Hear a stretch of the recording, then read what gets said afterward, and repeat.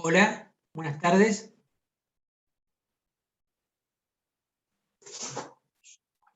Hola doctor, buenas tardes. Hola, Abril, ¿cómo te va? ¿Cómo ¿Todo estás? bien? Buenas tardes. Buenas tardes.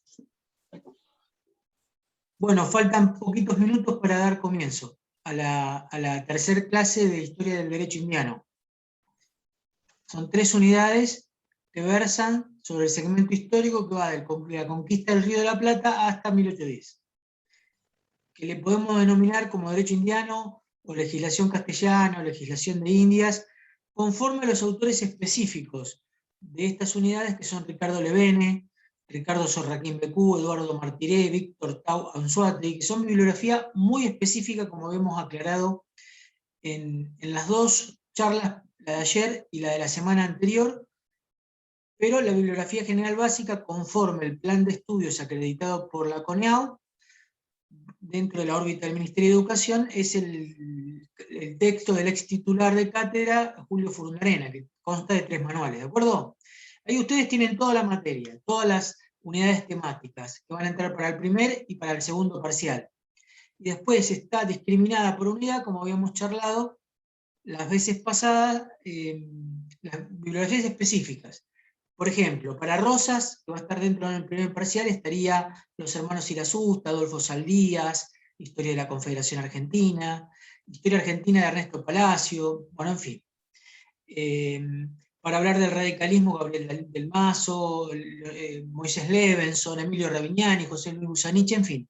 El que quiere profundizar tiene una bibliografía específica, pero la básica general, que es muy accesible o asequible desde la perspectiva, prisma u óptica del claustro estudiantil, es el manual de 3 tomos del que hasta de febrero fue titular de esta cátedra durante muchos años, el doctor Julio Furundarena.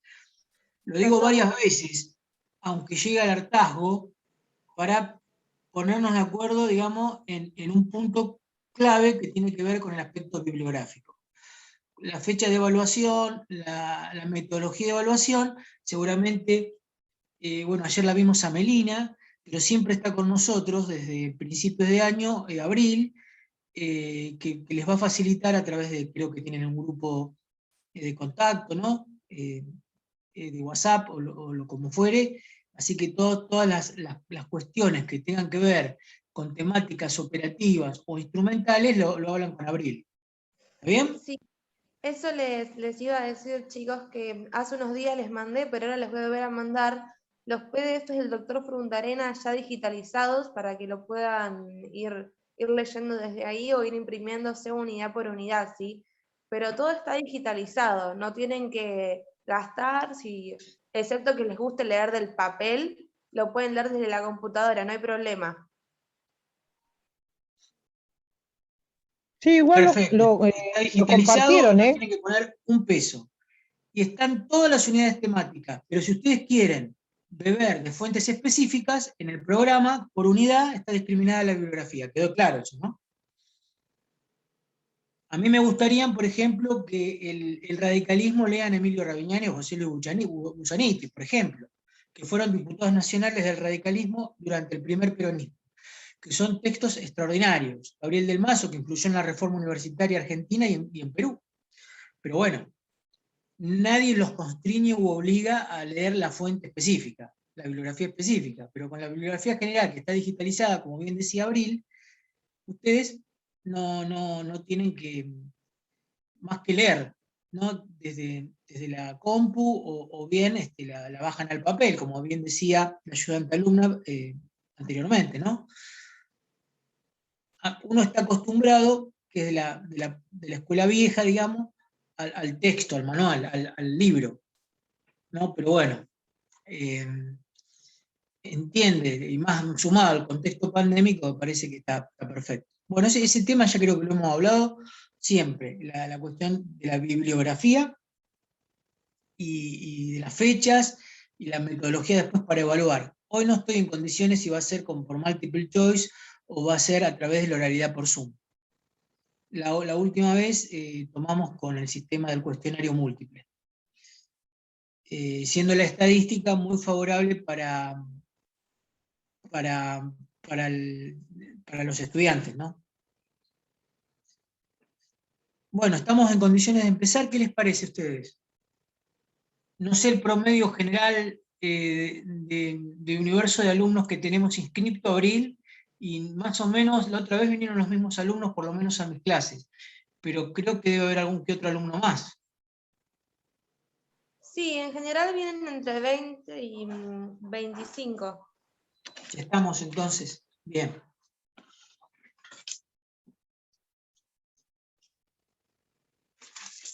Bueno, nosotros vimos la semana pasada la unidad número 7, ayer la 8, y hoy nos tocaría la unidad número 9. Les decía que si tuviera que modificar el plan de estudios, las 3 unidades las pondré en una. No por soslayar la importancia de la legislación de Indias, sino porque fíjense ustedes que todos los tópicos que toman hablan del mismo segmento, ¿no? Es decir, antes de 1810. Nosotros acá destacamos la importancia de la conquista hispánica, porque también hay un sector de la biblioteca, en lo que es la historia propia, en la historia vernácula, que considera que nacimos en 1810. Autores como simpatizantes de Rivadavia, por ejemplo, o de la generación literaria de 1837, como Esteban Echavarría como figura emblemática, hablan de Mayo, Progreso y Libertad. Digamos, relativizando los 295 años desde Solís hasta la primera Junta de Gobierno, es decir, casi tres siglos, como hemos hablado en los 2 encuentros previos. No se puede, aunque uno quisiera, no se puede, digamos, de soslayar 3 siglos de conquista realista. Como por ejemplo la gente del sur de España tampoco podría hacer lo mismo con casi 8 siglos de conquista de los musulmanes, digamos, en la zona andaluza, ¿o no? ¿Se entiende lo que estoy diciendo? Aunque uno quisiera, o no, también admitimos que estos autores específicos, que forman parte del Instituto de Investigaciones Históricas, son autores, digamos, que no comulgo desde el punto de vista de la ideología historiográfica. O sea, no comulgo, son gente muy vinculada a los sectores reaccionarios, muy conservadores. Los hispanistas generalmente están enrolados políticamente en esa área, pero uno no tiene que dejar de reconocer que son primero los únicos que escriben, porque están convencidos, digamos, de la importancia de la conquista hispánica. Es más, son tan hispanistas que el 12 de octubre, digamos, festejan la conquista hispánica, cuando en realidad fue una tragedia, ¿no?, de la matanza de los pueblos originarios. Pero bueno, son tan buenos autores que uno los tiene que leer, primero porque son los únicos, y segundo porque no se puede, aunque, insisto, aunque uno quisiera, no podríamos dejar de lado 300 años de conquista y arrancar en 1810 como si no hubiera pasado y Argentina hubiera nacido, las Provincias Unidas de Sudamérica en su momento hubieran nacido de un repollo. No, tuvimos fue un proceso. La Revolución de Mayo fue un proceso, y fue un proceso que tuvo que ver una lucha contra el invasor realista o godo. Es decir, los pueblos del virreinato, del Río de la Plata, de Nueva Granada, de México y Perú, lucharon mucho para sacarse de encima a los españoles. En el caso nuestro, cierto, el último español de la zona fue recién Bolívar en Ayacucho en 1826, porque antes la gloria, digamos, San Martín la dejó en Guayaquil, en una reunión masónica muy secreta, donde seguramente no sabemos realmente qué es lo que sucedió, pero nos podemos llegar a imaginar. Como están concatenadas estas unidades temáticas, nosotros en la última parte temporal de la clase de ayer habíamos diseñado las características de la modernidad y empezar a hablar del Tratado de Tordesillas. Y hoy nos quedaría por ver las instituciones residentes en América. Ayer vimos las instituciones residentes en España o en la metrópoli. Entonces hablamos del rey, hablamos del Consejo de Indias y hablamos de la Casa de Contratación, que no era un poder legislativo, ni quien estaba a cargo de la Casa de Contratación era el ministro de Economía, porque el sistema, que era el absolutismo monárquico, como bien me lo dijeron, creo que Fabiana, o alguna otra alumna, el rey delegaba, pero concentraba en sí todo el poder del Estado, porque su fuente de poder era divino, ¿se acuerdan? entonces no se podía rebelar contra el monarca, aunque fuera un tirano, aunque fuera un déspota, aunque fuera totalitario, porque se estaría, de acuerdo a la construcción teórica, gobernada por, estaría rebelándose contra Dios, como ustedes muy bien me lo dijeron, ¿no? Eso duró toda la Edad Media, mucho tiempo la modernidad, por eso también no es un tema menor la Revolución Francesa. La Revolución Francesa, que es una revolución burguesa, ¿no? Instaura el Estado de Derecho en términos jurídicos, y el liberalismo económico y el liberalismo político se plasman en las primeras constituciones escritas. Ustedes recuerden que nuestra asignatura tiene mucha pretensión, ¿no? Porque al modificarse el plan de estudio, no hace mucho, en el 2018, se incorporó Historia del Derecho y Derecho Romano, que era una materia optativa, pasa a ser parte de la currícula, digamos, de Historia del Derecho y Constitución Argentina. Entre paréntesis, aprovecho, cualquier cosa que me corrija quien salió en primer término como ayudante alumna, va a haber una clase del doctor Pellier. El doctor Pellier, aparte, es titular de Derecho Civil 1. Va a haber una clase para la primera etapa, o sea, para la instancia primera del parcial, y va a haber otra clase después cuando ustedes sorteen, seguramente así va a ser, en la otra clase teórica de instituciones del derecho, la primera parte de historia, con el doctor Walter Pellier, que les decía que es titular de Derecho Privado, es decir, de Derecho Civil 1, parte 1. ¿No? Hemos tenido una diezma en lo que hace a los profesores de Derecho Romano, por una cuestión previsional y de edad biológica. El doctor Mario Serrano, que es uno de los autores más importantes de la Argentina de Derecho Romano, que nosotros los teníamos en la cátedra, no puede estar, y lamentablemente, como les conté creo que el día de ayer, también en el transcurso de este año, producto de la pandemia que estamos viviendo, falleció quien ha sido presidente del Colegio de Abogados, decano de nuestra Casa de Altos Estudios, y que ha sido también profesor adjunto de Derecho Romano y formando parte de nuestra cátedra, que es el doctor Juan Carlos París. Entonces nos queda el doctor Walter Pellier, que lo van a tener que aprovechar, hacer un usufructo académico, para decirlo de alguna manera, porque va a haber una clase en la primera parte y una clase en la segunda parte, independientemente que hay bibliografía que él dejó en el campus o en el aula virtual, ¿de acuerdo? Bien. Bueno, algunas consideraciones que tenemos que hacer para la clase de hoy, que por ahí es un poco más corta que las dos anteriores. Primero, tenemos que, lo voy a anotar en el chat, y ustedes, si yo me olvido, me la van recordando, ¿les parece? Entonces voy a poner, un tema que tenemos que ver son las características de la modernidad, que ya se las había dictado. De la edad moderna,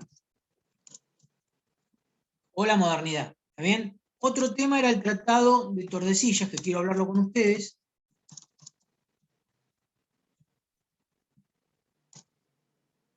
Otro tema son las instituciones residentes en América, porque las que residían en España la hablábamos ayer. Por eso les decía que, la verdad, bueno, poco importa a esta altura del partido, ¿no? Valga la vulgaridad del término, pero yo las tres unidades lo hubiera hecho en una, y a lo mejor las daría en 2 clases o en 3 clases, pero pondría todos los contenidos en una sola unidad, que la llamaría Derecho Indiano, y las daría en 2 o en 3 clases. A lo mejor utilizaría el mismo tiempo, pero las pondría en una porque están muy unidas. Hay un hilo muy fino entre una unidad y otra. En una unidad vemos las instituciones residentes en España o en la metrópoli, y ahora tenemos que ver las instituciones residentes en América. Y otro tema que sí tiene que ver con la filosofía política, porque nosotros hablamos que la historia del derecho y constitucional argentina tiene que ver con, tenemos un enfoque o una mirada multidisciplinaria. O sea, no podemos hablar, no sé, qué sé yo, Rivadavia, Rosas, el peronismo, el radicalismo, el desarrollismo. Y bueno, pero hay que ver un poco, arrancar un poco para atrás y un poco para adelante. Es decir, no se puede hablar de 1810 si no vemos estas 3 unidades de derecho indiano. ¿Me explico? No se puede hablar de 1820 si primero nos explicamos de 1810 a 1820. ¿Se entiende lo que estoy diciendo? Cuando hablemos de algunos puntos constitucionales, aunque después van a tener en la materia sobreviniente a historia constitucional, que es teoría constitucional, obviamente nosotros no vamos a hacer los exégesis de los artículos, porque por eso tienen una materia autónoma, pero sí vamos a ver la historia constitucional, vamos a ver cómo se reforma por arriba la Constitución, vamos a ver vamos a historiar las reformas que ha habido de nuestra ley, de nuestra Carta Magna, ¿no? Y vamos a ver por lo menos algunas cuestiones que han sido objeto de reforma, pero por ahí no con la profundidad que ustedes podrían tener en la materia específica, es decir, más generalidad que especificidad, pero tampoco sería un pecado que los docentes de historia del derecho, digamos, omitieran. Y lo grave sería una omisión voluntaria, porque puede haber una omisión involuntaria, ¿no? Pero una omisión voluntaria de temáticas que deberían abordarse, por ejemplo, los debates de los principales artículos, digamos, en el contexto de la sanción de la Constitución de 1853. ¿Me explico? Esos serían temas de fines para el primer parcial, o entraría ya en los primeros temas del segundo parcial. Pero digamos, hay cuestiones que tienen que ver, digamos, con la historia argentina, hay cuestiones que tienen que ver con el contexto constitucional, por eso también es historia constitucional, hay cuestiones que ver con el derecho germánico, hay cuestiones que ver con el derecho romano, con el derecho argentino, historia del derecho, en fin, hay un mix, ¿no?, de temáticas dentro de nuestra asignatura, y a eso le sumamos una mirada con una perspectiva multidisciplinaria, es decir, recurriremos al derecho político, recurriremos a la teoría general del derecho, recurriremos a la filosofía en general, y a la filosofía política, en el caso concreto del punto que nos quedaría pendiente de esta unidad 9, que serían los fundamentos de la conquista, creo que dice el programa, ¿no? Fundamentos de la conquista, hispánica obviamente, ¿no? Fundamento de la conquista.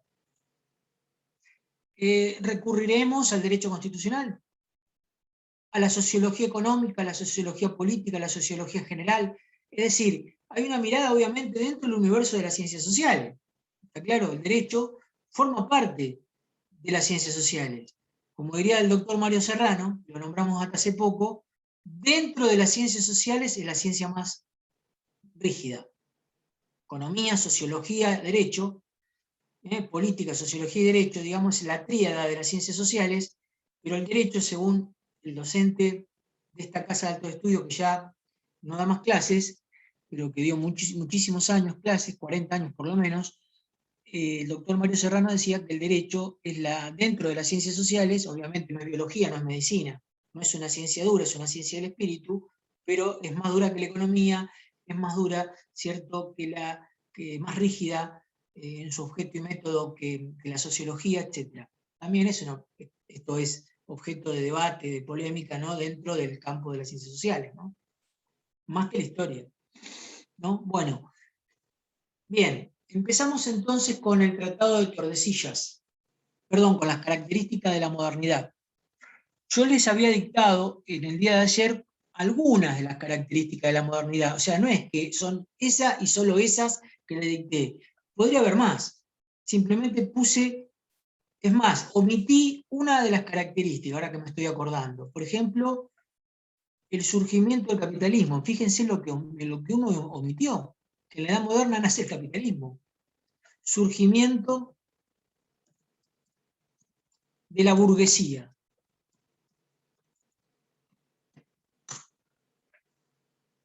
Si alguien me puede leer, y si es posible diversificando, digamos, el alumnado, para que no hablen siempre las mismas personas y no atosigar a las mismas, a los estudiantes de siempre, ¿cuáles le dicté y le agregamos el surgimiento de la burguesía en cuanto a las características de la modernidad? Primero, la edad moderna, ¿de qué año hasta qué año va? Así interactuamos la charla, la clase. 1492 a 1789. Ay, no tenía que hablar yo. Está bien, Fabiana, está bien, pero está bien. De 1492, que no es una fecha caprichosa, ¿no? No, es el descubrimiento de América. Está bien, hay algunos que consideran también en 1453 que la caída de Bizancio, Constantinopla y la actual Estambul. ¿Sí? Como nacimiento de la modernidad, de la edad moderna, de la modernidad. Está muy bien. Ese segmento va hasta la Revolución Francesa. ¿Está bien? Y supuestamente todavía seguimos en la edad contemporánea, ¿no? Y a pesar de que de la revolución informática, robótica, ¿no? Del crecimiento de la biología molecular, de la biología general, de la medicina, todavía seguimos estando en la edad contemporánea. Bueno, la cuestión es que la edad moderna, yo les dicté algunas características. Ha sido altamente significativa para la humanidad, teniendo en cuenta que venimos de 1000 años de Edad Media, que la clasificamos en alta Edad Media, media Edad Media y baja Edad Media, ¿de acuerdo? Una época teocéntrica, donde todas las miradas conducían a Dios, donde el sistema político era feudal, de hecho el Papa era un noble y los nobles eran señores feudales, había vasallos, la economía se basaba en el trueque, el comercio era intramuros, es decir, de un castillo ni siquiera al otro castillo, ni hablar de navegar. ¿Está claro? Y meterse, digamos, como hizo Cristóbal Colón, ¿no? O como hicieron los lusitanos, como hicieron los ingleses, como hicieron los holandeses después. Está claro, un sistema económico muy estático, muy poco dinámico, basado en el trueque, ¿o no? Ese proceso de conversión del feudalismo al capitalismo lo explica muy bien y lo habrán leído en Derecho Político. ¿Ustedes ya dieron Derecho Político? ¿Sí? Sí. Bueno, creo que, no sé la cátedra de Pablo Slavin Hijo si tiene como texto a Hermann Heller, pero Hermann Sí. Heller, Lo tenemos. Sí, lo vimos. En un libro que se llama Teoría del Estado, él habla de los supuestos históricos del Estado moderno y explica el proceso de conversión, cómo se pasa del feudalismo al capitalismo, digamos. Por eso ahí recurrimos para explicar uno de los ítems de la modernidad a un texto que es básico, digamos, dentro de una materia filial a la historia del derecho, que es derecho político, ¿no? ¿Está bien? Bueno, ahora sí, léanme algunas cosas que puse como característica de la modernidad. Aparte del descubrimiento de América y de otros lugares geográficos, habían dicho adelantos tecnológicos, el surgimiento de los estados nacionales, la reforma protestante con Lutero, el humanismo político, o sea, la visión egocéntrica, y se vuelve a los gustos de la edad antigua con el Renacimiento. Sí. ¿Y qué agregamos recién? El surgimiento del capitalismo y de la burguesía. Bien, por eso les hablaba de Hermann Heller, ¿no? Porque si vieron derecho político seguramente les será de mucha utilidad, pero burguesía viene de Burgos, ¿no? Ahí empiezan mercaderes a tratar de llevar sus objetos, valores primero en moneda metálica, mucho más adelante en moneda dineraria. Bueno, ahí empieza el fenómeno de las ferias, de los mercados, empieza a haber navegación costera, ¿no?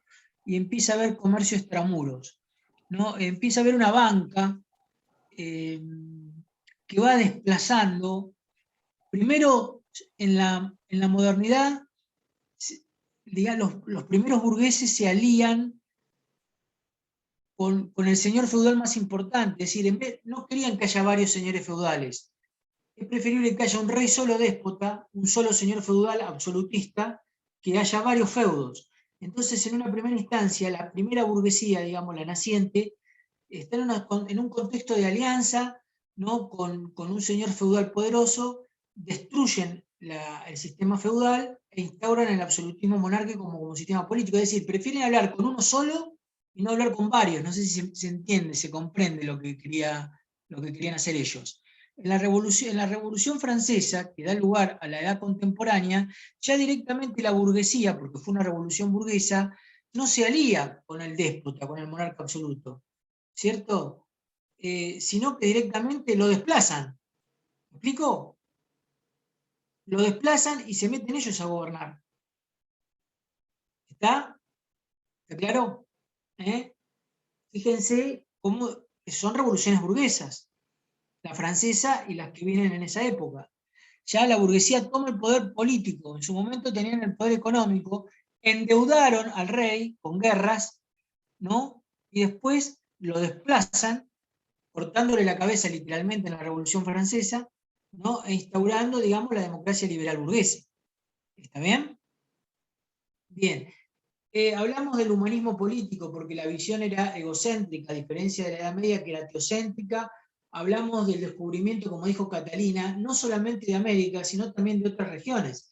Nosotros hablamos de América porque nos conquistaron los españoles, que también llegaron a Filipinas, pero si hablamos de los portugueses o lusitanos, o de los ingleses o de los holandeses, tendríamos que hablar de otros lugares. ¿Está claro? Por ejemplo, ¿dónde llegaron los ingleses?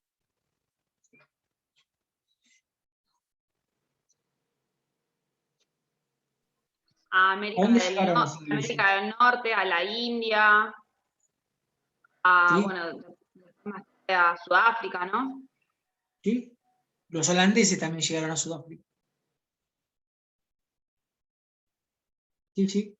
Claro, a lo que voy es que nosotros decimos de América, como si no se hubieran descubierto otros lugares, ¿no? También como decía la alumna, y otras regiones geográficas. Y también habló de cartas de navegación, de mapas, de cartografía, de brújula, que hoy por ahí nos resultan temas menores, pero en ese momento eran mayúsculos, ¿no? Porque nadie salía al mar, y digamos, este tipo de cuestión cartográfica tampoco no eran detalles, ¿no?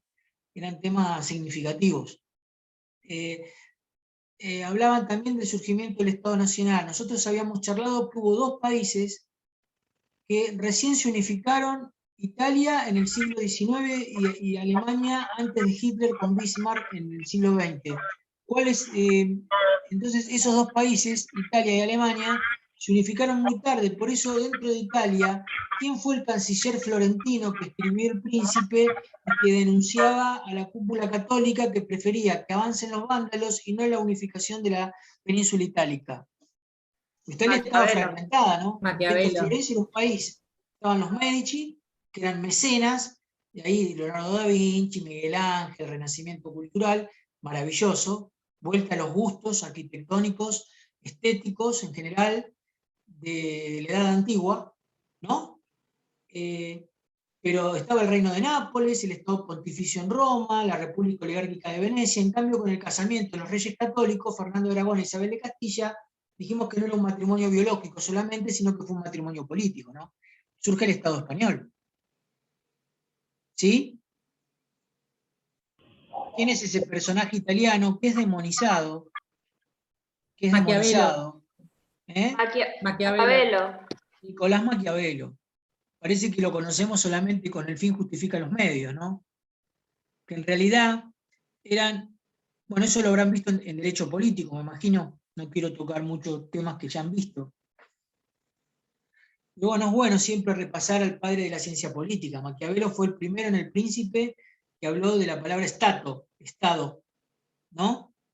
Augusto Comte en la sociología y Adam Smith en el siglo XVIII en la economía. Ahí está la tríada que hablamos precedentemente de las ciencias sociales, ¿de acuerdo? ¿Y quiénes eran los genios del derecho? ¿Quiénes eran los genios del derecho? Es más, según el doctor Mario Serrano, y ya lo nombramos varias veces, no se avanzó mucho en términos jurídicos con respecto a Roma. Los romanos. Los romanos. El derecho romano. El derecho romano. El derecho romano es muy, muy importante, ¿no? Muy importante. Fíjese que los bárbaros, los godos, los visigodos, los ostrogodos, los hunos, en fin, las tribus de Europa Oriental que invadieron y llegaron hasta Roma, ¿no? Mantuvieron el derecho. Y yo les comenté que había una película, una comedia de muchos años del grupo teatral Monty Python, donde se juntan los distintos grupos judíos, digamos, en la época de Jesús, ¿no? Para sacar a los romanos y llegan a la conclusión, no, mejor dejémoslo, porque si no, ¿quién hace los acueductos? ¿Quién nos da las leyes? ¿Se entiende lo que estoy diciendo? Es una comedia, ¿no? Por supuesto, pero es una comedia muy buena, que te la sugiero en esta época de contexto pandémico de encierro. Es una película muy vieja que se llama La vida de Brian. Bueno, otras características, el humanismo, visión egocéntrica. ¿Qué autores les anoté ahí en el chat? Humanistas, un español y un holandés. Erasmo de Sí. Rotterdam, José Luis Vives. Exacto. Erasmo de Rotterdam, en su libro Elogio a la locura.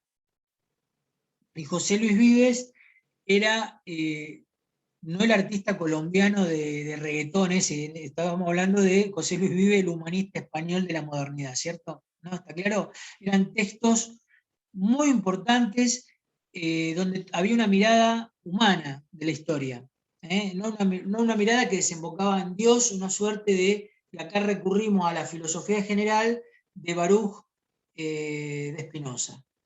Sí, ningún problema, Jessica, estoy leyendo acá, por favor, podés retirarte tranquilamente.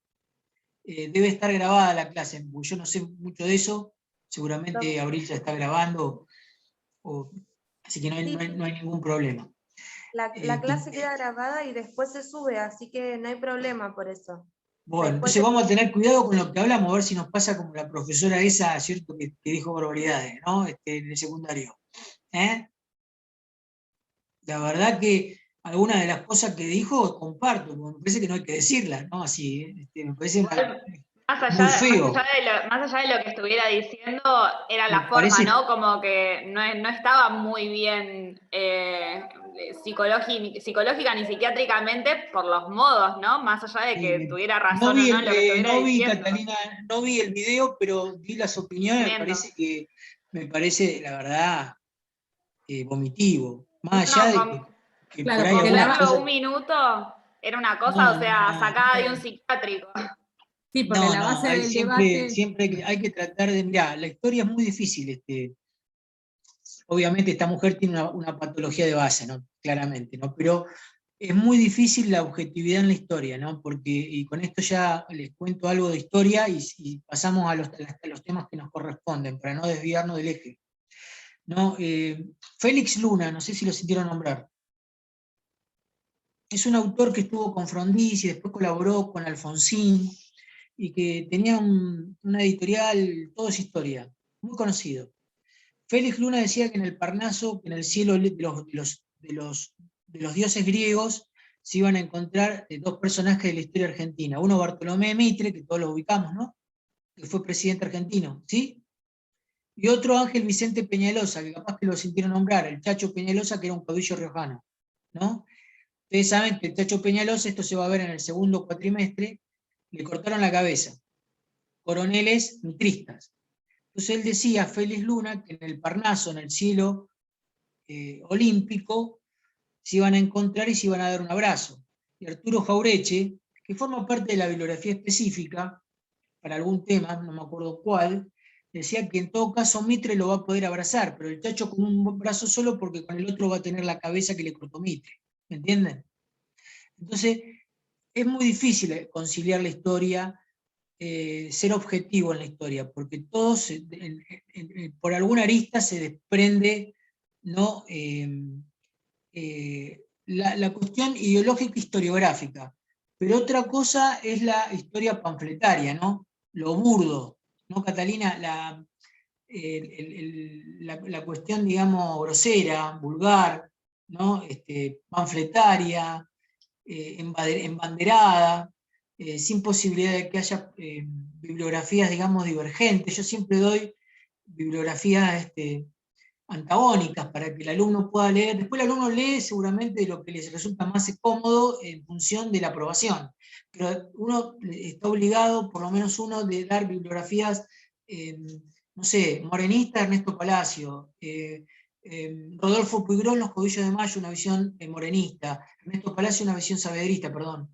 O sea, uno trata de dar siempre distintas campanas para un segmento que va a abordar. En el caso del derecho indiano es medio difícil, porque los autores son la mayoría hispanistas y otros directamente no analizan estos 3 años, estos 3 siglos. Bien, ¿quedó claro la característica y la importancia de la modernidad? Y agregando el surgimiento de la burguesía, que fue una omisión, discúlpenme, involuntaria, ¿no? Y también les sugerí que vayan a Hermann Heller y recurran al auxilio del derecho político para poder explicar cómo se pasa o el proceso de conversión del feudalismo al capitalismo. en un libro que se llama Teoría del Estado. ¿Está bien? Bueno, ¿qué otro tema que quedó? Tratado de Tordesillas, ¿puede ser?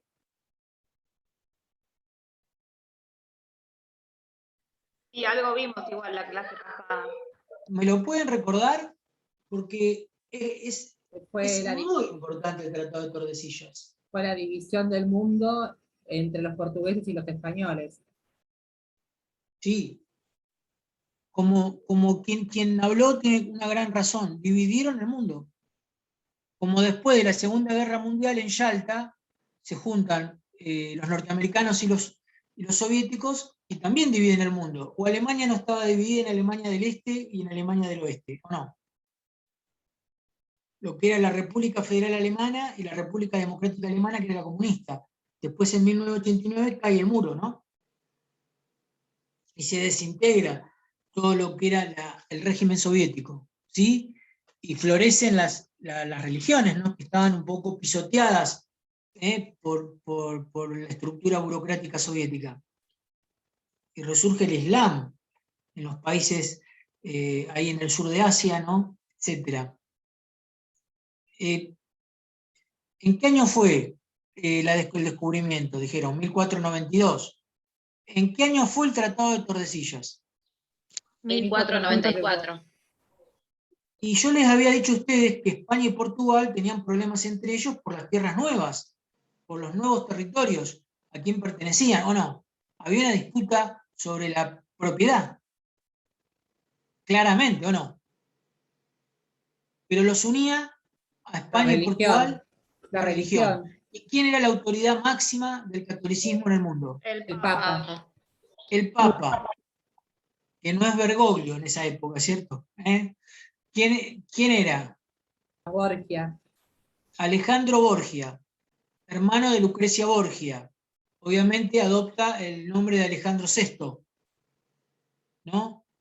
¿Cómo vivía la Iglesia Católica en términos morales en esa época? Mal, porque estaba a la venta de indulgencias. Exacto, o sea, imagínense la venta de indulgencias, ¿no? Por eso hubo un monje agustino, y esa es otra de las características de la modernidad, la reforma protestante. ¿Cómo se llamaba ese monje católico agustino? Lutero. Martín Lutero, que era alemán. Martín Lutero planta 96 posiciones para que la iglesia cambie desde adentro, 96. Nosotros recordamos que las misas se den en el idioma del lugar y no en latín, porque si no las misas las daban para un grupo selecto, ¿no? No llegaba al pueblo. Y abolir el celibato, ¿se acuerdan? Es decir, que los curas puedan casarse. Y terminar con el estado de podredumbre de la cúpula canónica. Obviamente, la Iglesia acepta el planteo de las 96 posiciones, nosotros hablamos de pocas, ¿no? Pero el Papa, la autoridad papal, acepta el planteo de un monje de su propia iglesia para cambiar desde dentro. No, no lo acepta y pone a todos los soldados de Dios en marcha para en contra de Lutero y los afectos a él. Claro, ahí tiene una gran gravitación, una orden católica en particular que es poco numerosa, pero que es bastante belicosa. ¿Cuál es esa orden católica? Los jesuitas, ¿no? Los soldados. Muy bien, los jesuitas. Los jesuitas, ¿y se acuerdan quién era el jefe de los jesuitas?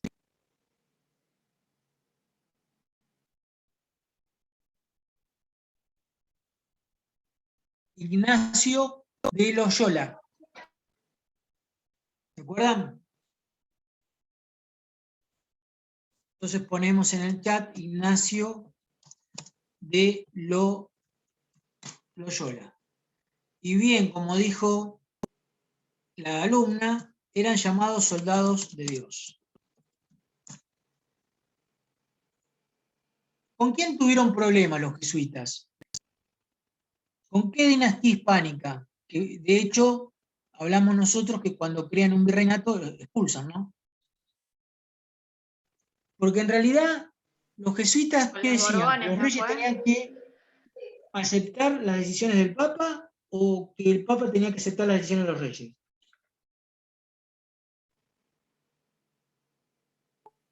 Los reyes tenían del Papa.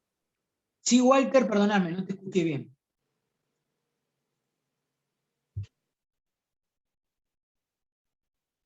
Sí, Walter, te escucho.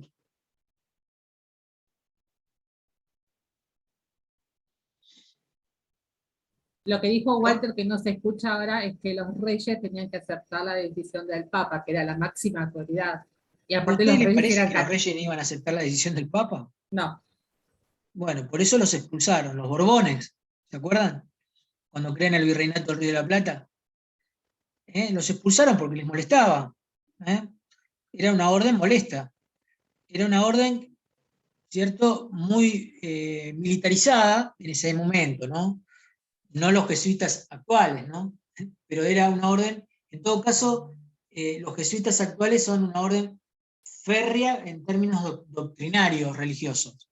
Pero digamos, en ese momento eran militares, ¿no? Eran como cruzados prácticamente, ¿está claro? Entonces, para ellos el Papa era el representante de Dios, y un rey no era más que Dios, ¿se entiende?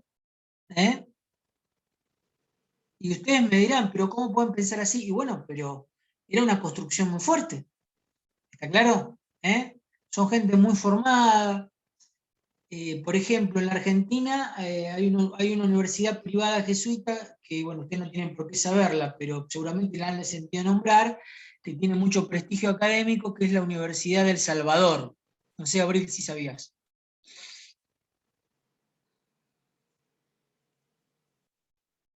La Universidad del Salvador es una universidad jesuita. De hecho, Jorge Bergoglio dio clases mucho tiempo en la Universidad del Salvador, ¿no? Y bueno, y miren a dónde llegó, ¿no? Llegó a ser, es la autoridad máxima de la Iglesia Católica. Bueno, en fin, quedó claro las características de la modernidad. Volviendo al Tratado de Tordesillas, con la mediación o arbitrio papal entre España y Portugal, que por su ubicación privilegiada fueron los primeros que se metieron al mar y llegaron a estas tierras nuevas. Concretamente, el tratado dice que 360 grados al oeste de las Islas Azores pertenecía a un país, y 360 grados al este de las Islas Azores pertenecía a otro país. O sea que España, como bien decía Fabiana, y Portugal se dividieron el mundo. De hecho, según esa línea imaginaria, a partir de las Islas Azores con Z, no sé si las sintieron nombrar. ¿Sintieron nombrar las Islas Azores? No, yo no. A Portugal. Las Islas Azores pertenecen a Portugal. Ahí 360 grados al oeste o al este pertenecía a uno u otro. ¿De acuerdo? Esa línea imaginaria, lo que es, por ejemplo, la actual provincia de Río Grande do Sul, ¿ubican? En Brasil. Según esa línea, esa provincia tenía que pertenecer a España. ¿Está claro? Profe, ¿No? ¿puede ser que esa línea se llamara Alejandrina? Sí, puede ser. No, no lo he sentido nombrar nunca eso, pero no lo descarto, ¿no? Puede ser. Yo lo que digo que por esa línea, una parte de Brasil pertenecía a España. ¿Ustedes recuerdan el primer virrey del Río de la Plata, virreinato del Río de la Plata creado por la dinastía de los Borbones? ¿Cómo se llamaba? No le estoy pidiendo que sepan todos los virreyes, ¿no? El segundo fue Berti, después tuvimos al cobarde de Sobremonte, en el contexto de las invasiones inglesas, después lo tuvimos a Liniers, el héroe de la Reconquista, después vino Cisneros, al momento de la Revolución de Mayo, y Javier de Lía fue el último virrey del Río de la Plata. O sea, no le estoy pidiendo todos los virreyes, Torres de Vera y Aragón, qué sé yo. El virrey Ceballos. El virrey Ceballos fue un buen virrey, obviamente, era un representante de España, ¿no? No tenía la bandera, digamos, de los pueblos originarios de Sudamérica, era un representante de España, pero era un virrey. ¿Cuál era la característica del virreinato de la gestión del virrey Ceballos? Era un virrey belicoso, ¿o no? Derrotó al virrey de Portugal en Brasil, o sea, a su homónimo, pero de Brasil, que era colonia de Portugal, ¿o no? ¿Sí? Se firma el tratado en la península ibérica, ¿y cómo queda? ¿Cómo queda? ¿Tenemos una buena escuela en materia de política exterior? no, porque ahí la parte de Uruguay queda para el Virreinato de Río de la Plata y la parte, se perdió Brasil, que fue para Portugal, siendo el ganador de la batalla. En teoría. Exacto. ¿Qué ciudad que nos va a tener muchos problemas? ¿Cuál es? Es una ciudad que tiene una marcada influencia portuguesa, con empedrados en el Río de la Plata, enfrente justamente de la ciudad de Buenos Aires. Montevideo. ¿Cómo se llama esa ciudad? Montevideo. No, Colonia del Sacramento. Colonia. Colonia del Sacramento. Yo no conozco, ¿no? Pero dice que es una ciudad muy bonita con una fuerte influencia lusitana, ¿no? Esa ciudad la cambiamos por una provincia y no hicimos un buen negocio, ¿no? ¿Qué les parece a ustedes? ¿Eh? El estado de Río Grande do Sul, para que ustedes sepan, es donde está Foz do Iguazú, Porto Alegre, ¿no? Ese es el estado más rico, creo que es el estado más rico de Brasil, es un estado ganadero, agrícola, es el estado gaucho, ¿no? Como dicen ellos, ¿no? Es el estado que tiene más una fisonomía parecida a lo que es la Argentina, a lo que es Uruguay, ¿no? ¿Está claro? Bien. Instituciones residentes en América. Primeramente, recuérdenme cuáles eran las instituciones residentes en España. La Casa de Contratación y el Consejo de Indias. Bien, ¿qué función tenía la Casa de Contratación?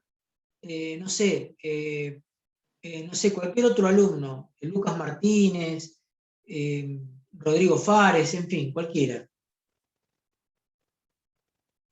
Walter, Melina Baurre, cualquiera. ¿Qué funciones tenía el Consejo de Indias y qué funciones tenía la Casa de Contratación?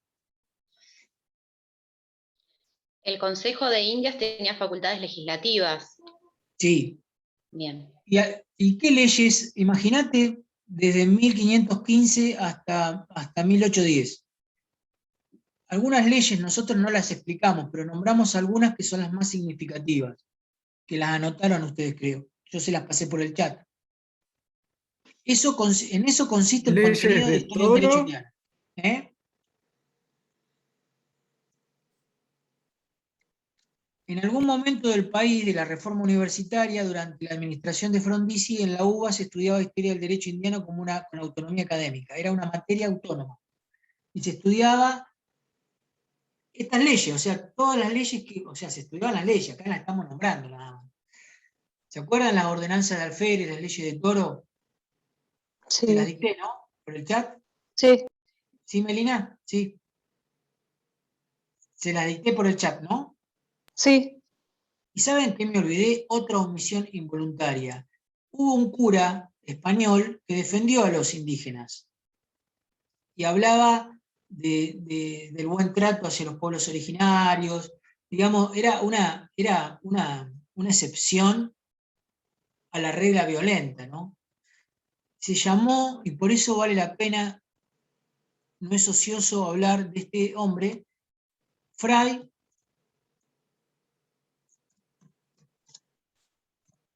Bartolomé de las Casas. No sé si lo sintieron nombrar. No, pero en el libro, en el tomo que estamos leyendo ahora, Sí. también nombraba algo que me llamó la atención, que yo no sabía, es que cuando Colón vuelve, no sé si la primera vez o la segunda, vuelve Sí. con indios que supuestamente Sí. los había llevado engañados para después venderlos como esclavos, y Sí. la reina en su momento, cuando se entera, se enoja muchísimo, bueno, y les devuelve la libertad y como que se ocupa de que fueran buen tratados y devueltos otra vez a sus tierras, ¿no? Claro, Sí, mediante sí. un tratado que ella escribe. Sí, muy bien el agregado, el comentario, Catalina, porque la reina Isabel, la católica, es un personaje en España, ¿eh? Es una persona que están enterrados, creo que en la iglesia, si no me equivoco, no quiero decir, me parece que en Granada.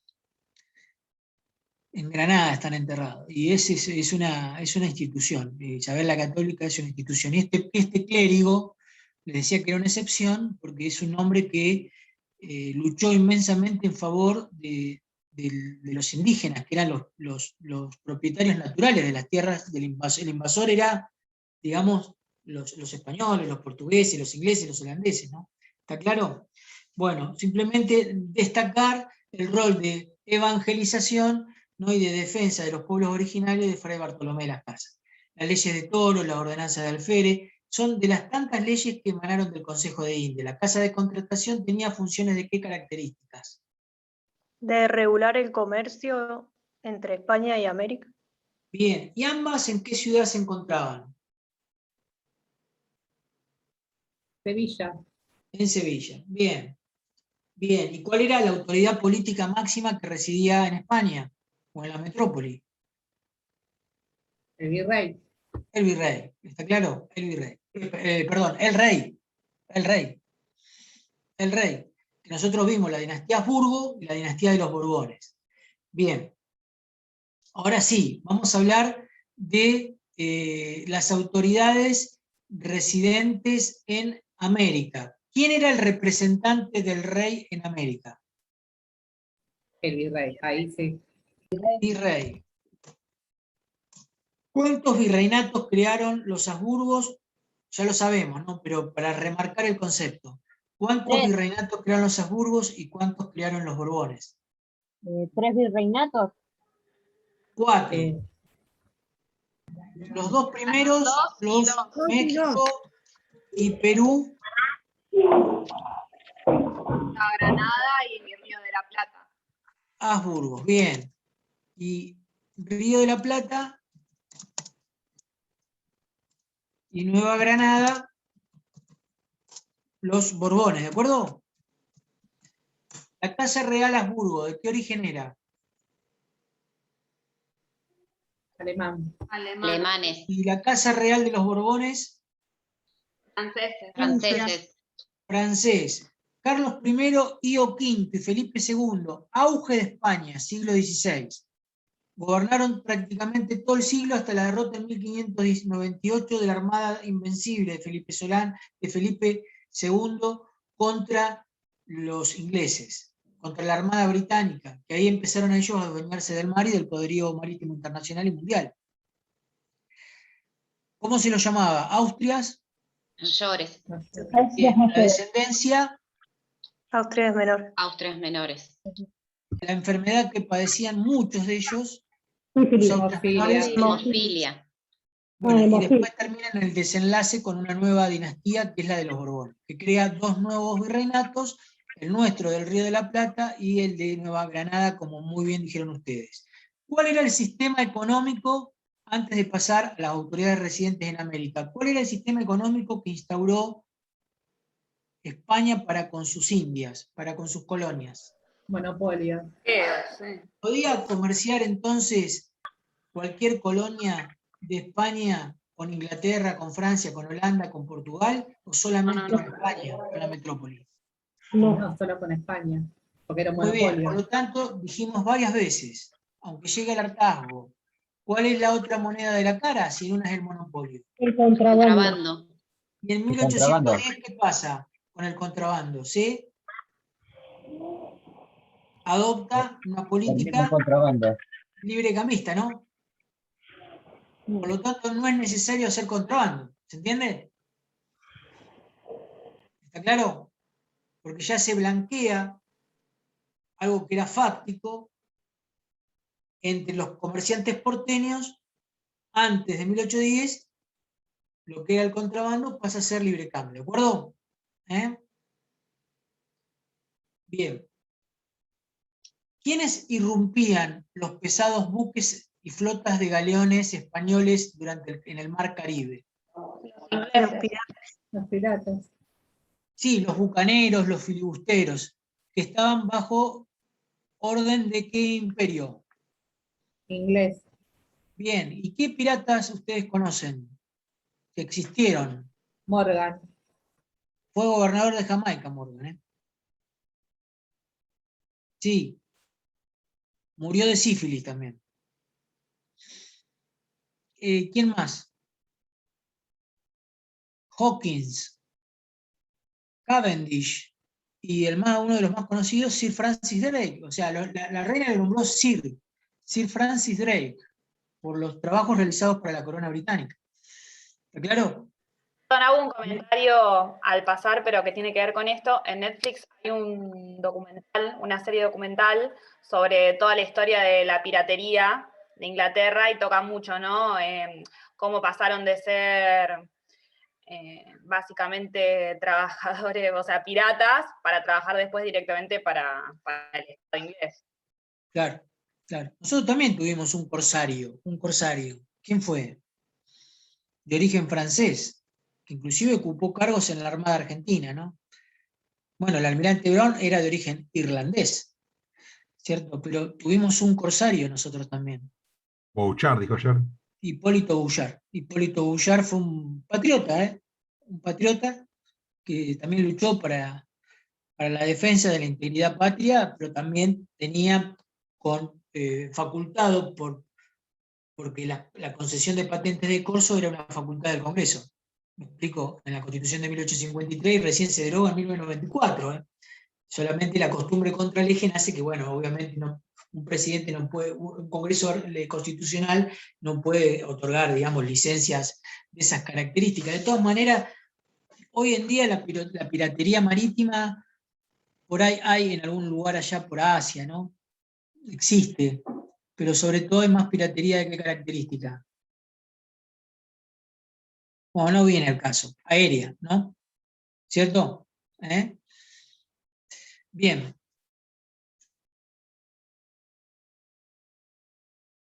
Instituciones residentes en América. El virrey. Entonces ponemos virrey. Ceballos, Vértiz, bueno, todos los que sabemos.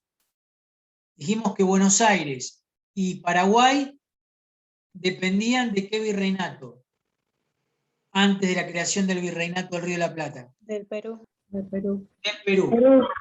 ¿Y Chile qué era? Una capitanía. Desde el punto de vista del derecho administrativo español, Chile estaba debajo de Buenos Aires y Paraguay en términos administrativos, en cuanto a estructura administrativa. Creo, no quiero equivocar, pero ¿La creo que estaba Capitanía bajo General el estaba al mismo gobernador. nivel que la gobernación o estaba debajo? Estaba debajo. Estaba debajo. Y la Asunción del Paraguay y el Río de la Plata, ¿qué eran ambas?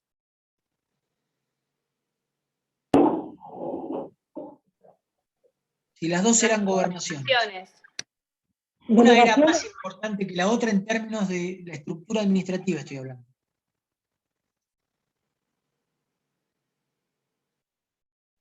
¿Estaban en el mismo nivel? ¿O Buenos Aires era más que Paraguay o Paraguay más que Buenos Aires? Y ambas eran gobernaciones. No, eran las dos iguales, eran dos gobernaciones, ¿o no? Claro, eran dos gobernaciones que dependían del virreinato de Perú. Está bien, pero cuando se crea el virreinato del Río de la Plata, ¿dónde los españoles depositan la capital? Buenos Aires. ¿En Santiago, en Paraguay o en Buenos Aires? En Buenos Aires. En Buenos Aires. Me imagino que ha tenido que ver con el puerto y por una cuestión geográfica, ¿no? Geopolítica. Bueno, sí, en Buenos Aires, sí. Irala no pensaba lo mismo. De hecho, Irala, ¿se acuerdan? En la primera, con el primer adelantado Pedro de Mendoza, que él se va a morir en alta mar, queda Ayolas fallece, Irala destruye el fuerte de Buenos Aires y va hasta a la Asunción, porque él considera que las especies se encuentran allá. Por eso hay una suerte de encono entre el orgulloso pueblo guaraní con las autoridades del Virreinato del Río de la Plata. De hecho, la expedición de Belgrano en 1811 es derrotada. De hecho, los paraguayos se juntan con el virrey, con la autoridad hispánica de ese momento en Paraguay para derrotar a Belgrano. Una vez que se va a Belgrano, se sacan de encima a los españoles, pero ellos quieren gobernarse de manera autónoma. No acatan la decisión del Cabildo la circular del 27 de mayo de 1810. ¿Está claro? Porque ya vienen con una fuerte raigambre nacional, digamos, de tratar de que ellos eran más importantes que el Río de la Plata. ¿Está claro? ¿Se entiende? Inclusive después Paraguay vivió una época de esplendor, de auge, en la época de Francisco Solano López, y por eso le hacen la guerra, que termina diezmada la población del Paraguay. Eso lo vamos a ver en la segunda parte, para el segundo parcial, donde vamos a ver la guerra con el Brasil. ¿Sí? La guerra del Paraguay con el Brasil, donde lamentablemente Argentina ocupa un rol activo, no en beneficio de los intereses, digamos, de la Argentina, precisamente, sino en función de los intereses brasileños y británicos. Como dijo Hipólito Yrigoyen, ser muy triste es ser brasilero, pero bueno, nos estamos adelantando y nosotros estamos todavía antes de 1810, ¿no? Y el virrey. Bien, dijimos que cuando no había virreinato, ¿dónde litigaban? ¿En qué audiencia?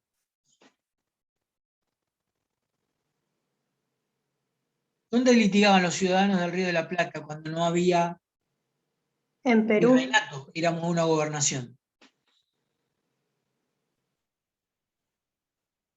de Perú, Desde Perú. ¿Cómo se llamaba esa institución? Que recién la dije, se me escapó. ¿Cómo se llama la institución judicial residente en América?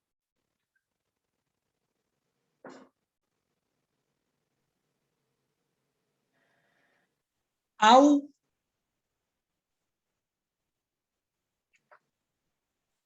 ¿Qué se crea?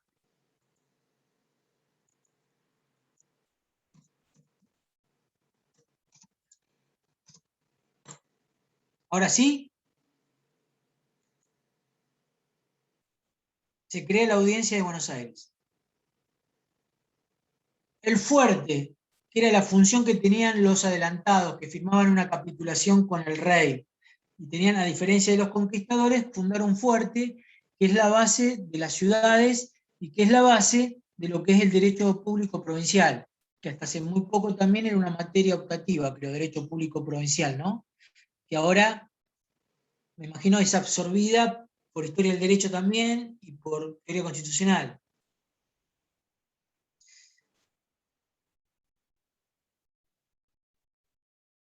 ¿Qué institución hispánica, digamos,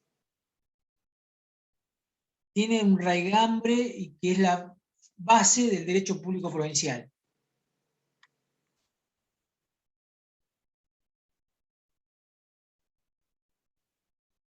¿Dónde se tomaban las decisiones políticas? En los virreinatos, y en el caso nuestro era el virreinato del Río de la Plata. ¿Cómo se llama esa El Cabildo. institución? Muy bien, Walter. El Cabildo. El Cabildo. El Cabildo es una institución que viene de España, ¿cierto? El Cabildo. Los cabildos pueden ser abiertos, pueden ser cerrados. El Cabildo generalmente es una institución cerrada, integrada por fiscales de primer orden, de segundo orden, por vocales, todos obviamente españoles. Después hubo integrantes de vocalías mixtas, donde había criollos también, pero digamos, en un primer momento eran todos funcionarios españoles. ¿Me explico? El Cabildo era una institución hispánica y es la base del derecho público provincial, ¿no? De hecho, el Cabildo del 22 se debate la permanencia o no del virrey Cisneros y finalmente el 25 de mayo se desplaza al virrey y se instaura una primera junta patria. ¿Está claro? Aún con vocales que algunos habían nacido en España, pero que estaban embanderados, digamos, con la causa patria, como el comerciante Miguel Ascuénaga, como el clérigo Blas Alberti, como el comerciante Domingo Mateu, ¿sí? Que fueron vocales de la primera junta. Bien. El Cabildo, integrado por vocales, por fiscales españoles. ¿Y cuál era la institución económica? Del cual Manuel Belgrano fue funcionario en 1797, fines del siglo XVIII. Belgrano nace en 1770 y muere en 1820, 50 años vivió este patriota. En 1797, siendo joven y de profesión abogado, también Belgrano ejerció la milicia como pudo, siendo un lugarteniente de San Martín, y también tuvo otra actividad. De hecho, el Correo de Comercio, después de la Gaceta, es un órgano de que se dedicaba a una determinada asignatura de la Revolución de Mayo. ¿Qué era Belgrano aparte de abogado y militar? Periodista. Periodista. Sí, sí, pero no apunto a eso. Apunto más a la actividad. Les dije, el Correo de Comercio. Fue director del Correo de Comercio. En todo caso, periodismo, ¿de qué características hizo? ¿Se entiende lo que estoy diciendo? Si es de comercio, yo estoy preguntando esto porque él fue funcionario de lo que quiero que me respondan.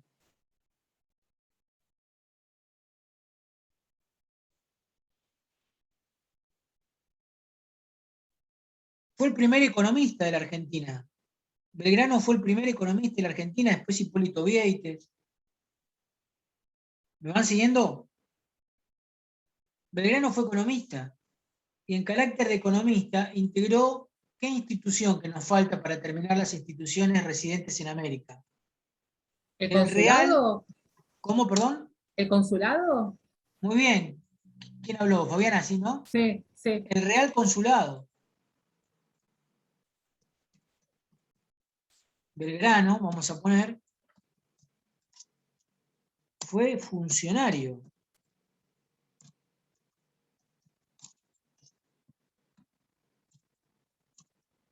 Del consulado. Entonces tenemos una institución judicial que es la audiencia, una institución política que es el cabildo, con sus funcionarios, los fiscales y vocales españoles, una institución económica que es el Real Consulado, y el representante del rey que residía en América era el virrey. ¿Está bien? Eso no es nada complicado. Nos quedaría un tema que es el fundamento de la conquista. Es el fundamento de la conquista. Anoten este nombre por el chat, de dos clérigos, Francisco Suárez, Francisco Vitoria, perdón.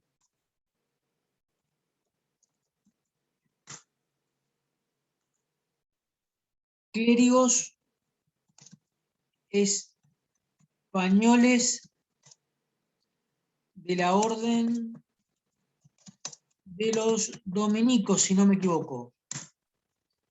Clérigos españoles de la orden de los dominicos.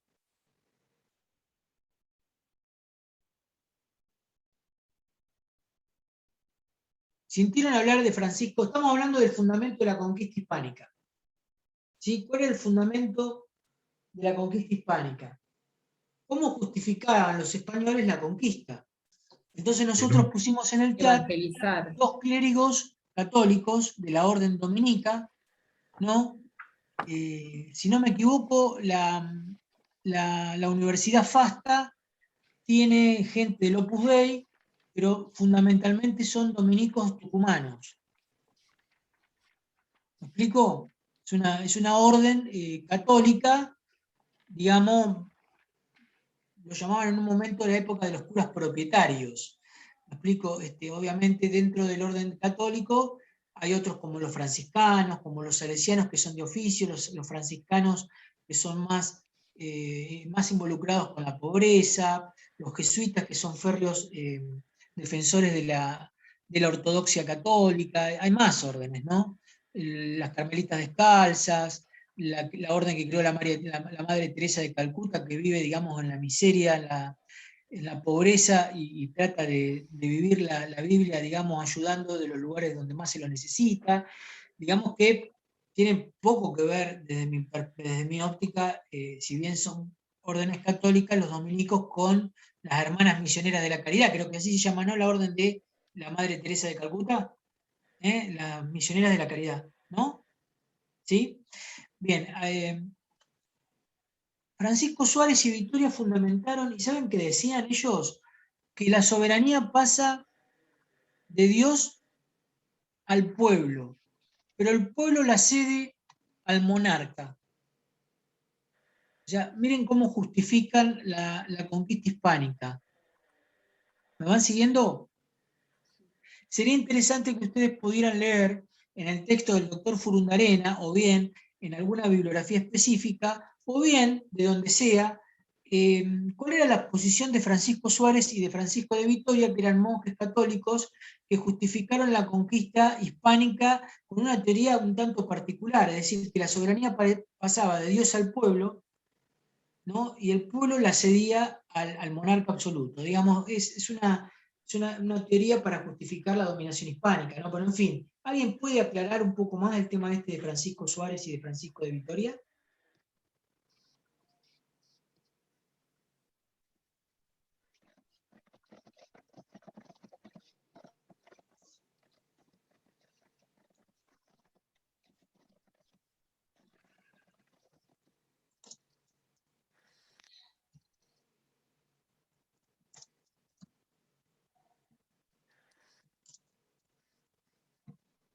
Esto lo hemos charlado en la clase anterior y lo reforzamos esta clase. ¿Cómo era la estructura administrativa de España? Virrey, gobernaciones, capitanías generales. Y la complementamos con las instituciones residentes en España. Yo no tengo mucho más que agregar para estas tres unidades. Les dije que esta unidad iba a ser un poco más breve que las anteriores, pero tenemos un tiempo todavía para interactuar, para charlar sobre la historia del derecho indiano, o bien, si ustedes también tienen algún tipo de interrogante o pregunta que tenga que ver con el contenido de lo que han abordado otros docentes integrantes de la cátedra, bueno, bienvenidos. Y si hay alguna cuestión instrumental o operativa, también tenemos presente a Abril, que podríamos, que puede obviamente colaborar activamente en ese sentido. Así que bueno, los escucho. Preguntas de estas unidades que tienen que ver con la legislación castellana, o preguntas genéricas que quieran hacer sobre otros temas que han abordado otros docentes integrantes de la cátedra de Historia A, o si quieren hacer alguna pregunta que no tiene que ver, digamos, con el programa de contenido, sino que tiene que ver con el continente, con cuestiones operativas, instrumentales. Yo quisiera consultarle, porque recién la pregunta que usted hizo sobre cuál era la teoría de estos dos eclesiásticos. De Suárez y Vitoria. Sí, yo la verdad no recuerdo, leí la unidad en el libro y la verdad es que o se me pasó por alto o me lo olvidé, lo mismo que la clase anterior, por eso no le pude responder. Si usted nos puede, aunque sea, decir brevemente de qué se trataba, como para después buscarla y reforzarlo, pero la verdad no tenía ni idea. Sí, recién hablé de Francisco Suárez y de Francisco de Vitoria, que había un traspaso de soberanías, digamos, ¿no? Ok, o sea, pero esa es la idea, esa es la teoría, ahí queda. Claro, ese es el fundamento de la conquista hispánica. Pero escucho otras preguntas que tengan que hacer. Tenemos todavía tiempo, o bien quieren hacer alguna pregunta de otro colega, ¿no? Que no hayan entendido.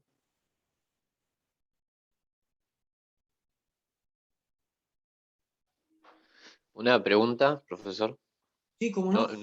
No estoy muy todavía en el tema, me perdí las clases anteriores, pero No, yo por quería favor. preguntarle, digamos, los titulares de esas instituciones, ¿los designaba el rey, el papa, de acuerdo, digamos, a funcionalidad o digamos, cómo eran, digamos, nombrados los No, el titulares, rey. digamos, de esas? El rey. Eran todos españoles, eran todos funcionarios de España. Todos, los fiscales, los vocales del cabildo, todos eran españoles. O en todo caso puede haber criollos, pero servicio de España, es decir, nacidos en las provincias unidas del Río de la Plata, pero al servicio de España. Yo acá tengo, volviendo al tema de la pregunta de Catalina, ¿cierto? Tengo acá en un texto, ¿no? Lo ubican dentro de la escuela jesuita, es decir, como un jesuita. Yo dije que era dominico, ¿no? Francisco Suárez, y es un prominente hombre de la escolástica. La escuela escolástica en filosofía son los que reproducen el pensamiento aristotélico de la Edad Antigua. Aristóteles vivió 5 o 6 siglos antes de Jesús, ¿cierto? Y lo reproduce Santo Tomás de Aquino, y toda esta gente de alguna manera reproduce el pensamiento aristotélico tomista. Es decir, Francisco Victoria y Francisco Suárez, que acá lo tienen como jesuitas. Yo lo tenía, la verdad, sinceramente, como dominicos, no como jesuitas, ¿no? Y quería corroborar la transferencia de soberanía, ¿no?, que tenían ellos, ¿no?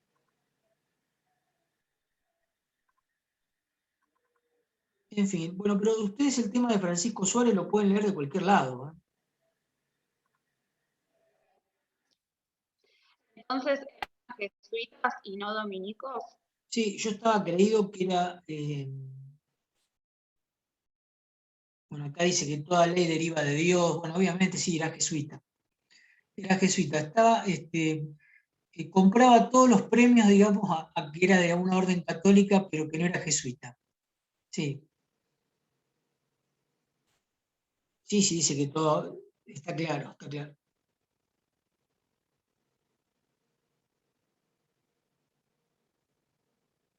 Sí, un trabajo metafísico, dice, bueno, en fin. Sí, y formó parte de la escuela escolástica. Sí, cuando hablen de fundamento de la conquista hispánica, Francisco Suárez, Francisco Victoria, Catalina. Bueno, muchas Y eran de gracias la por la orden aclaración. jesuita, no eran dominicos, eran Ok, jesuitas. gracias por la aclaración. ¿Alguna pregunta que tengan que hacer de la clase de la profesora Mariel Martín o del abogado Carlos Sangiorgi, que creo que han sido las clases que han tenido, ¿no? Si no me equivoco. No, solo tuvimos con Sarchiorti. Ah, sí, creo que con la profesora Martín van a tener mañana, ¿puede ser? Mañana, sí. Sí, bueno, tuvieron clases con el profesor Sangiorgi. ¿Alguna pregunta que quieran hacerme sobre algo que haya quedado en el tintero, valga la vulgaridad de la expresión? ¿Hay alguna cuestión que no comprenden o algo de lo que hablamos en la clase de ayer, la de hoy o la de la semana pasada?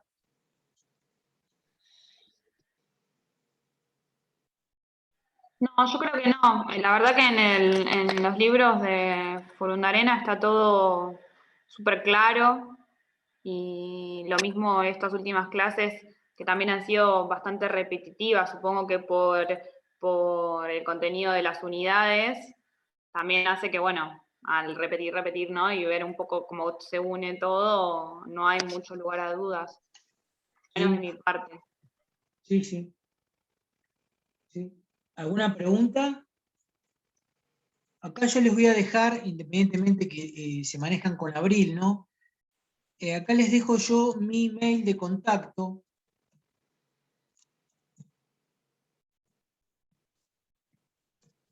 Cualquier duda que tengan, porque creo que yo, en lo personal, me parece que no, porque los profesores nos hemos prorrateado las unidades, ¿no? Entonces, van a tener alguna clase con la... van a tener alguna clase con la profesora Martín, con el profesor Sangior, que ya han tenido, conmigo también. Queda el profesor Rivas, el profesor Leonardo Palacios y el doctor Walter Peri, creo que va a dar una clase de romano. Y después desembocamos, si no me equivoco, en el primer parcial. ¿Está bien? Ustedes con tiempo y a través de Abril van a saber la metodología que vamos a implementar. Si hacemos un Zoom oral, si hacemos un sistema de multiple choice. No los voy a ver hasta la instancia del parcial. Entonces, si tienen alguna interrogante que hacerme de la historia del derecho indiano, o bien de cualquier, de cualquier tema que abordó el profesor Sangiorgi, con mucho gusto, para eso estamos. Y de hecho también les dejé un mail de contacto por si, bueno, cualquier cosa que necesiten, preguntarme sobre el tema de bibliografía específica, o en fin, porque ya para las cuestiones operativas se manejan con el ayudante alumna, que obviamente es el puente, el nexo que hay entre el cuerpo docente y el claustro estudiantil, ¿no? ¿Tienen alguna pregunta para hacer?